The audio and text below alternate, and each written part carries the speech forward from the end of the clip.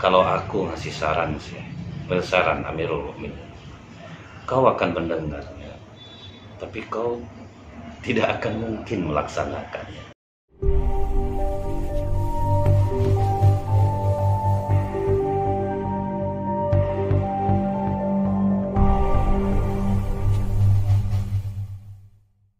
A'udzubillahi minasyaitonirrajim. Bismillahirrahmanirrahim. Assalamualaikum warahmatullahi wabarakatuh. Innal hamdalillah nahmaduhu wa nasta'inu wa nastaghfiruh wa na'udzubillahi min syururi anfusina wa min sayyiati a'malina. May yahdihillahu fala mudhillalah wa may yudlil fala hadiyalah. Asyhadu an la ilaha illallah wahdahu la syarikalah wa ashhadu anna Muhammadan abduhu wa rasuluh. Allahumma salli wa sallim wa barik ala hadan nabiyil karim wa ala alihi wa sahbihi ajma'in. Kaum muslimin muslimat di mana saja berada, yang semoga kita semua senantiasa dirahmati oleh Allah. Bersyukur kita kepada Allah dengan mengucapkan alhamdulillahirabbil alamin. Kita memang tidak pernah bertemu secara langsung mungkin, tetapi Allah pertemukan kita melalui media ini. Semoga pertemuan ini dirahmati oleh Allah. Bersolawat kita kepada Rasulullah SAW dengan ucapan Allahumma salli ala Muhammad wa ala alihi washabbihi wasallim. Semoga dengan banyak bersolawat kita mendapatkan syafaat di yaumil akhir kelak dari Rasulullah SAW. Kembali kita melanjutkan kajian kita. Dalam bab ini kita akan tahu bagaimana cara para ulama dahulu menasehati pemimpin. Nah, dari akhlak mereka inilah kita akan belajar kalau menasehati seorang pemimpin atau orang yang ditokohkan itu bagaimana.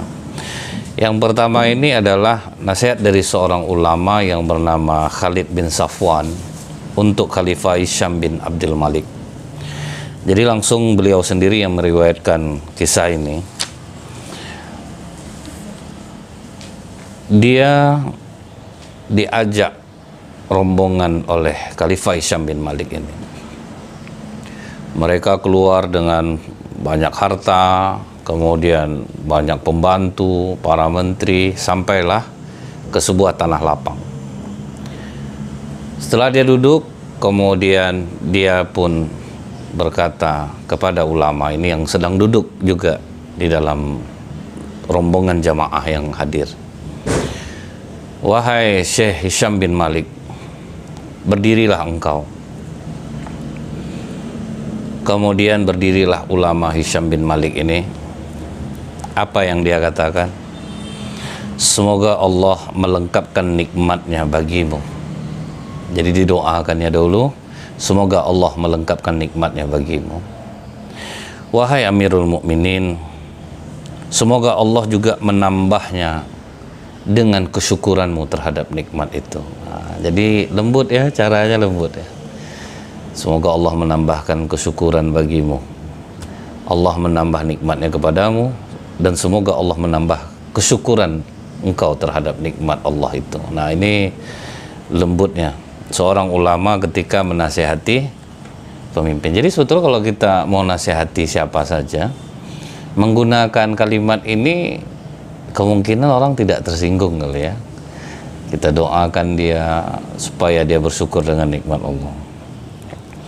Kemudian apalagi kata Hisham bin Malik, "Semoga Allah menjadikan jabatan yang engkau pegang ini menjadi petunjuk dan kebaikan yang berakhir menjadi pujian bagi Allah." Nah, lihat kata-katanya ini luar biasa nih.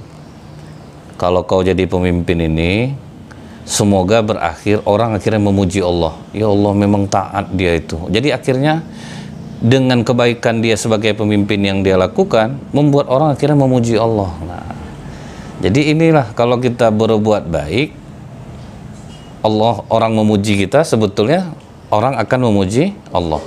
Bersyukurlah kita kepada Allah ada pemimpin seperti dia. Dia baik, betul-betul orang taat. Nah, jadi kalau bisa, kalau kita kerja juga, kalau kita mendapatkan amanah, membuat orang akhirnya memuji Allah. Nggak sia-sia dia taat, ya memang akhlaknya bagus, dia orang yang jujur, nggak mau mencela-mencela, betul-betul kuat menanggung amanah. Nah itu, jadi akhirnya orang memuji Allah jadinya. Nah, ini cara Hisham bin Malik menasihati. Allah membuatnya menjadi bersih dengan ketakwaan. Doa lagi yang dia sampaikan kepada Allah, semoga Allah membuat engkau menjadi bersih dengan sifat takwamu, dan Allah tidak akan mengurangi sedikit pun pemberiannya kepadamu. Nah, jadi memang benar-benar kata-kata yang bagus yang membuat pemimpin tidak tersinggung. Dia merasa dimuliakan dan dia tidak merasa direndahkan. Nah, jadi ini yang perlu kita contoh ini. Kalau nasihati orang, doakan dia dulu kepada Allah. Semoga Allah menambah nikmatmu, semoga engkau menjadi pemimpin yang baik, yang dengan kau memimpin ini orang banyak memuji Allah. Nah itu yang seharusnya kita lakukan. Kemudian, semoga kebahagiaanmu tidak akan dicemari oleh keburukan khalifah. Nah, ini doa lagi gitu kan. Semoga kebahagiaanmu tidak dicemari oleh keburukan. Wahai Amirul Mukminin, engkau telah dipercaya untuk mengatur urusan kaum muslimin, dan engkau diharapkan mereka menjadi sumber ketenangan. Nah, kalau kita dapat pemimpin yang baik, pasti kita jadi aman kan. Ada apa-apa itu mudah untuk melapor, ada apa-apa itu pemimpin kita langsung turun. Nah, itu kan menjadi sumber ketenangan bagi masyarakat. Nah, jadi kembali lagi dia memberikan pujian kepada khalifah ini. Mereka datang kepadamu mengurus perkara mereka.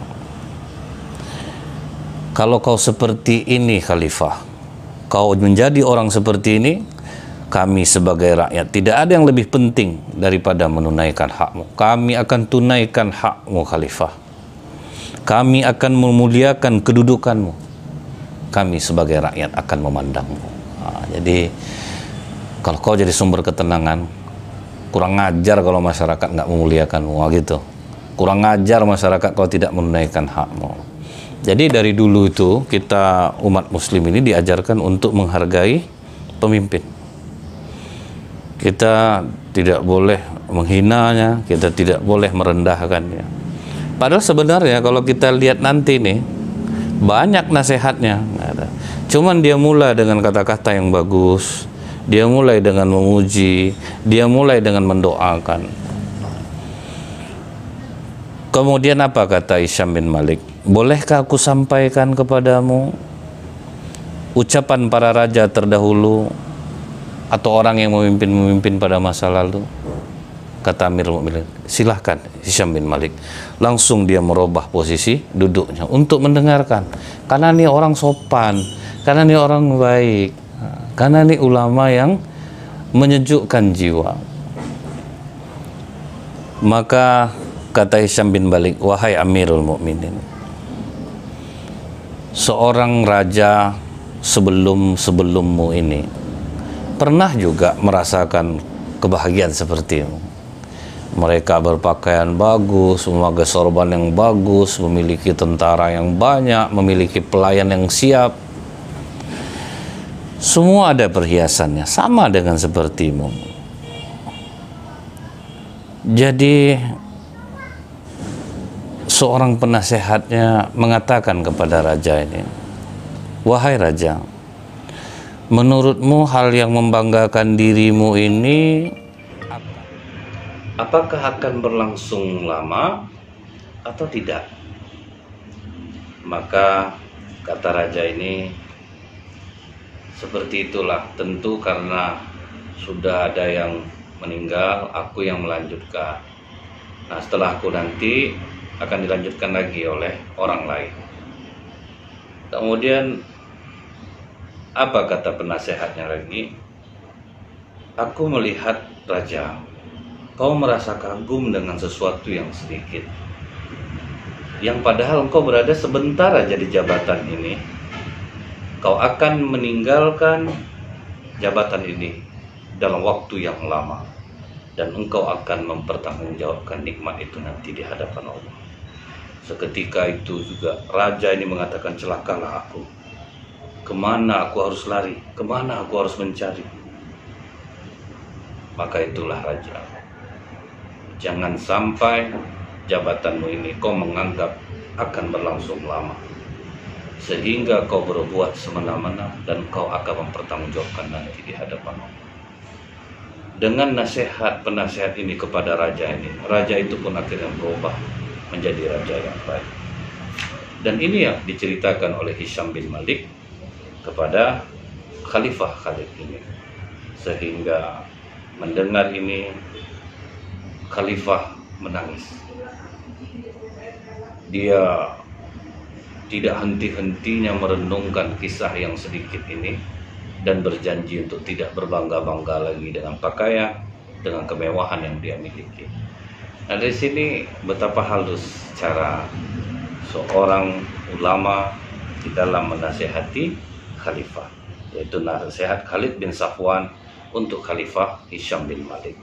Nah, ini kalau kita amalkan cara menasihati orang dengan menceritakan kisah orang lain, menceritakan sejarah masa lalu, itu mungkin lebih mengenai ke hatinya daripada kita sibuk mengoreksi dirinya. Ya, saya lihat raja begini sih, saya lihat khalifah begini kelakuannya, gimana nggak melawan orang. Nah, kita sejarah ini kan terus berulang, maka kita balikkan aja ke sejarah masa lalu. Oh, sahabat yang berbuat seperti ini, kemudian apa yang dilakukan oleh orang raja-raja dahulu. Nah, itu mungkin lebih mengena. Kemudian yang kedua, ini nasihat dari Imam Al-Auza'i kepada Khalifah Al-Mansur. Abdurrahman bin Amr Al-Auza'i bercerita, ini dari beliau sendiri. Khalifah Abu Ja'far Al-Mansur dimintanya lah Imam Al-Auza'i ini untuk datang menghadapnya. Waktu itu kata Imam Al-Auza'i, aku berada di pantai. Jadi begitu datang utusan menyuruhku untuk menemui beliau, maka aku pun bersiap-siap dan mendatangi Amirul Mukminin. Setelah datang, aku mengucapkan baiat atas kekhalifahannya. Dan dia mengatakan, silahkan duduk Syekh. Selanjutnya dia berkata, apa yang menyebabkan Syekh datang terlambat? Jadi ini lihat, ulama dipanggil datang. Nah, jadi nggak selamanya juga kalau ulama itu dipanggil oleh pemimpin berarti dia itu bisa disetel atau apa, nggak boleh kita berburuk sangka. Karena ini pemimpin yang undang, kita sebagai rakyatnya juga mesti datang. Dan itu bukan melecehkan ulama. Apa kata Imam Al-Auza'i? Maaf Amirul Mukminin, kau memanggilku ini kira-kira apa keinginanmu? Kata Khalifah Abu Ja'far Al-Mansur, aku ingin mengambil pendapat darimu, Syekh. Aku ingin kau memberikan saran-saran untuk. Kata Imam Al-Auza'i merendah, wahai Amirul Mukminin, aku ini gak banyak tahu gitu. Dan mungkin kurang tepat rasanya kalau Amirul Mukminin meminta pendapat kepada dia. Loh, kalau memang saya tidak mengetahuinya, tidak mungkin kan saya undang kemari. Karena saya tahu Syekh mengetahuinya, makanya saya minta pendapat, saya minta saran lah. Apa jawab Imam Al-Auza'i dengan lembut? Kalau aku ngasih saran Syekh, saran Amirul Mukminin, kau akan mendengarnya, tapi kau tidak akan mungkin melaksanakannya. Nah, dilihat ya, cara ulama Imam Al-Auza'i. Nanti kau dengarkan, tapi kau tidak akan menjalankan. Tiba-tiba pengawalnya langsung ingin mencabut pedang karena menganggap sikap ulama ini nggak pantas gitu. Padahal kan berdua aja tuh, ada yang lain, ada pengawal, bukan di depan massa, dipermalukan di depan orang banyak, tetapi berdua. Apa kata Khalifah Abu Ja'far Al-Mansur? Tahan pedangmu, ini majelis untuk mencari pahala, bukan untuk menghukum orang. Nah, baru agak tenang hati Imam Al-Auza'i. Ternyata dia dibela oleh Khalifah. Apa kata Imam Al-Auza'i yang pertama? Dia menasihati dengan hadis-hadis Rasulullah. Wahai Amirul Mukminin, Rasulullah mengatakan, siapa saja yang datang kepadanya nasihat yang baik, yang diridhai oleh Allah dalam masalah agamanya, maka itu adalah nikmat yang dialirkan oleh Allah kepadanya. Nah, ini yang harus kita camkan nih. Jadi kalau ada orang nasihatin kita untuk kepentingan agama kita, itu adalah nikmat dari Allah. Kita tersesat, diluruskan, ada kawan yang menasehati kita, ngajak kita baik, berarti itu nikmat dari Allah. Kemudian apa kata Rasulullah? Jika ia menerimanya dengan rasa syukur, itu bagus baginya. Bila dia tidak menerima, maka itulah alasan Allah untuk membencinya dan menambahkan dosa bagi. Jadi justru kalau kita nggak nerima nih, Allah benci sama kita. Tapi kalau kita lapang dada menerima nasihat, maka itu akan bagus bagi kita. Karena itu salah satu bentuk nikmat dari Allah. Dari sini kan akhirnya kita tahu nih, tidak selamanya nikmat Allah itu dalam bentuk uang. Ternyata dalam bentuk nasihat juga bisa jadi nikmat kalau kita mengetahui bahwa itu adalah salah satu cara Allah memberikan nikmat kepada kita. Dilanjutkan lagi oleh Imam Al-Auza'i, Rasulullah juga mengatakan, Khalifah, siapa saja yang memimpin, siapa saja seorang pemimpin yang menipu rakyatnya, Allah akan mengharamkan surga baginya. Nah, jadi dia nasihati dengan hadis-hadis Rasulullah. Barulah Imam Al-Auza'i melanjutkan, wahai Amirul Mukminin, Allah telah melembutkan hati umat Islam terhadapmu untuk memilihmu. Mereka memberikan amanah kepadamu untuk memimpin mereka.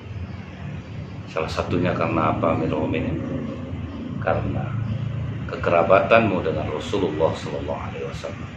Kau masih keturunan Rasulullah SAW.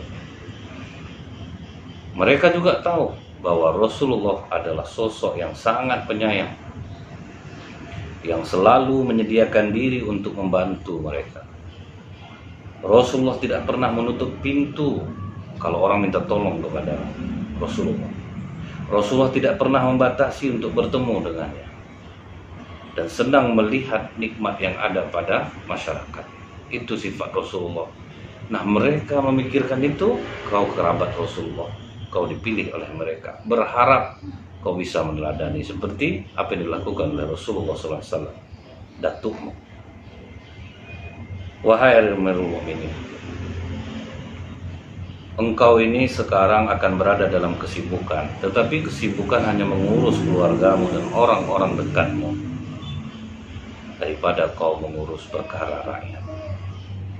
Padahal kau telah memegang kendali terhadap urusan mereka, tapi kau hanya sibuk mengurus keluargamu saja. Kau bertanggung jawab, Khalifah. Baik orang yang berkulit putih, orang berkulit hitam, muslim ataupun bukan muslim. Semua sekarang mereka mempunyai hak atasmu. Maka bayangkanlah jika nanti di hari akhirat mereka semua akan mengadukan bencana yang telah engkau perbuat terhadap mereka, atau kezalimanmu yang akan mereka adukan kepada Allah. Kau bayangkan itu, Khalifah. Wahai Amirul Mukminin, Rasulullah SAW pernah di tangannya ada pelepah kurma. Kalau pelepah kurma itu kan banyak durinya. Lalu Rasulullah membawa pelepah kurma itu untuk menakut-nakuti orang munafik. Jadi orang-orang yang Islam tetapi dia buat-buat salah, Rasulullah memegang pelepah kurma itu untuk menakut-nakuti. Karena kan kalau dulu orang yang minum khamar itu hukumannya adalah dicambuk 80 kali pakai pelepah kurma. Nah, itu digunakan Rasulullah tuh untuk nakut-nakuti mereka. Jibril pun datang mengatakan kepada Rasulullah, wahai Rasulullah, dengan kau memegang tangkai kurma, pelepah kurma itu, kau akan membuat umatmu terluka dan ketakutan.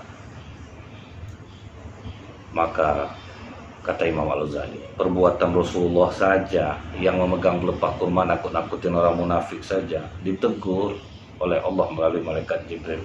Bagaimanakah tindakan seorang pemimpin yang melukai tubuh masyarakatnya, kemudian sampai kulit mereka memecah, menumpahkan darah rakyatnya, merusak rumah mereka, membuat mereka terusir dari tempatnya?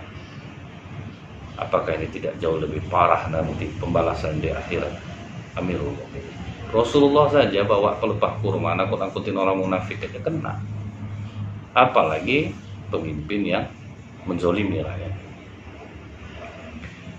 Wahai Amirul Mukminin, Rasulullah pernah diminta untuk melakukan qisas terhadap diri beliau sendiri. Ingat kita kisah Rasulullah mengumumkan kepada masyarakat, siapa yang pernah tersakiti oleh aku? Saking takutnya Rasulullah menzolimi orang. Siapa yang pernah terzolimi sekarang berdiri beri balas kepadaku, sebelum aku nanti dibalas Allah di hari kiamat. Sudah berulang-ulang, katanya siapa yang berdiri? Akasyah bin Muqsam. Aku ingin membalasnya ya Rasulullah. Apakah Rasulullah menolak? Tidak. Begitulah takutnya Rasulullah sampai dia suruh Akasyah ini tongkat pukul punggungku. Walaupun akhirnya Akasyah bin Muqsam tidak memukul Rasulullah SAW. Hanya karena itu saja, sekali pukul nggak sengaja dikisos. Rasulullah minta dikisos. Apalagi seorang pemimpin yang banyak membuat kesusahan bagi rakyat. Bagaimana nanti pertanggungjawabannya di akhirat? Setelah itu apa kata Imam Al-Ghazali? Latihlah jiwamu ini, jangan sampai dia merasa aman dari murka Allah. Itu yang harus kau latih, Amirul. Dan yang perlu kau ingat, jika kekuasaan kekhalifahan ini tetap berada selama dalam genggaman orang sebelummu, kau tidak akan menjadi khalifah. Begitu juga nanti sebaliknya, kekuasaan ini tidak akan kekal, Amirul Mukminin. Kau paling berapa lama kau memegang ini? Setelah itu kau akan digantikan, apakah dengan kematian atau berakhirnya jabatan. Tahukah engkau di dalam surah Al-Kahfi ayat 49 Allah mengatakan, aduhai celaka kami. Ada kalimat situ, kitab apakah ini yang tidak meninggalkan yang kecil dan tidak pula yang besar, melainkan dia mencatatnya semua. Bayangkan Amirul, tidak ada yang tersembunyi di sisi Allah nanti di akhirat. Mulai dari yang kecil sampai yang besar, semua tertulis di sana. Tahukah engkau apa yang kecil itu, Amirul? Yang kecil itu adalah senyum. Yang besar itu adalah ketawa. Ketawa aja itu dianggap masalah besar, apalagi yang lebih daripada tertawa. Jadi kau jangan macam-macam, Amirul, selama kau menjadi khalifah. Bagaimana orang banyak, seorang pemimpin yang menzolimi rakyatnya dengan tangan dan lidah. Kemudian dilanjutkan lagi oleh Imam Al-Ghazali. Ini juga nasihat berarti nih buat kita nih. Kan kita yang dengar ada yang pemimpin, ada yang lurah, ada yang camat, ada yang gubernur, ada yang menteri. Ini untuk kita semua. Wahai Amirul Mukminin, Umar bin Khattab ketika dia menjadi khalifah, apa kata Umar bin Khattab? Jika ada satu anak domba yang mati di tepi sungai Efrat karena tersesat, maka aku akan diminta pertanggungjawabannya. Binatang aja tersesat, aku sebagai pemimpin, aku kena. Kenapa kok bisa tersesat domba itu? Akan ditanya nanti oleh Allah. Sekarang pertanyaannya, Amirul Mukminin, bagaimana orang yang tidak mendapatkan keadilan sementara dia dalam kuasa? Berapa banyak nanti akan menuntut kepadamu? Sementara Khalifah Umar saja tersesat aja domba di tepian sungai Efrat, aku akan diminta pertanggungjawaban. Nah, itulah luar biasanya kepemimpinan di dalam Islam ini diajarkan oleh Rasulullah. Kemudian, tahukah engkau, Amirul Mukminin, tafsir dari surat Shad ayat 26? Di situ dikatakan oleh Allah, hai Daud, sesungguhnya kami menjadikan engkau khalifah di muka bumi. Maka berilah keputusan perkara di antara manusia dengan adil, dan janganlah engkau mengikuti hawa nafsu. Tahukah kau khalifah apa maksudnya ini? Apabila kau condong membela seseorang, kau berbuat tidak adil kepadanya. Jadi kalau ditafsirin disebut, wahai Daud, jika kau lebih condong kepada orang di dalam mengadili mereka, maka namamu akan kuhapus dari rombongan para nabi dan rasul. Jika engkau jatuhkan kemenangan baginya, namamu terhapus daripada kenabian. Jadi ini harus ingat khalifah, hati-hati di dalam memimpin, mengadili. Sempat condong perasaan khalifah, sedangkan Nabi saja, Nabi Daud diancam hapus namanya, apalagi hanya seorang pemimpin biasa. Sekarang ini Amirul Mukminin, kau diberi cobaan berupa jabatan untuk orang banyak. Jika amanah yang diberikan kepada langit dan bumi ini, aku yakin langit, bumi, gunung nolak kalau dikasih jabatan. Sekarang kau menerima. Apa kata Yazid bin Jabir? Dia mengatakan kepada Khalifah Umar bin Khattab, aku tidak bekerja hari ini, Khalifah. Apa kata Khalifah Umar bin Khattab? Apa yang membuatmu tidak pergi ke tempat kerja? Bukankah kau tahu bahwa bekerja itu akan mendapatkan pahala dan mujahid di jalan Allah? Saya juga tidak tahu ini Khalifah, mengapa terjadi seperti ini. Cuman saya pernah mendengar kabar bahwa Rasulullah mengatakan, siapa saja pemimpin yang memegang suatu jabatan, mengurus urusan manusia, niscaya dia akan datang pada hari kiamat dalam keadaan terikat tangan dan leher. Kemudian dia dihentikan di jembatan neraka, dan jembatan itu bergerak keras sehingga seluruh bagian tubuh orang itu terlepas dari tempatnya, Khalifah. Kemudian bagian tubuhnya itu dikembalikan, diperhitungkan apa yang dibuatnya. Jika dia berbuat baik, maka dia selamat dengan perbuatan baiknya itu. Jika dia berbuat buruk, maka jembatan itu akan terbakar, membakar dirinya, dan dia pun terjatuh ke neraka yang dalamnya 70 tahun. Itu yang kupikirkan tentang dirimu. Nah, dia apa ya? Takut kerja itu karena itulah. Gimana ini Khalifah? Aku membayangkan ini. Langsung Khalifah Umar bin Khattab berkata, dari siapa kau mendengar hadis ini? Dijawab oleh orang ini, dari Abu Dzar dan Salman. Dipanggil Abu Dzar dan Salman. Kalian benar mendengar hadis ini dari Rasulullah? Kata Abu Dzar dan Salman, betul Khalifah. Apa kata Khalifah Umar? Malangnya nasib Umar.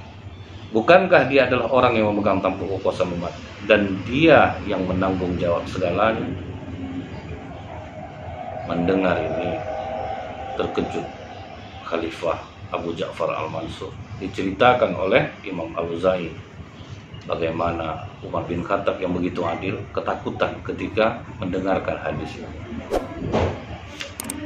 Dan Amirul Mukminin Al-Mansur, kata Imam Al-Auza'i, melanjutkan, Al-Abbas kakekmu pernah meminta kepada Rasulullah untuk diberikan jabatan sebagai gubernur Mekah dan Taif atau Yaman. Jadi pernah nih paman Rasulullah Abbas meminta untuk diberikan jabatan gubernur.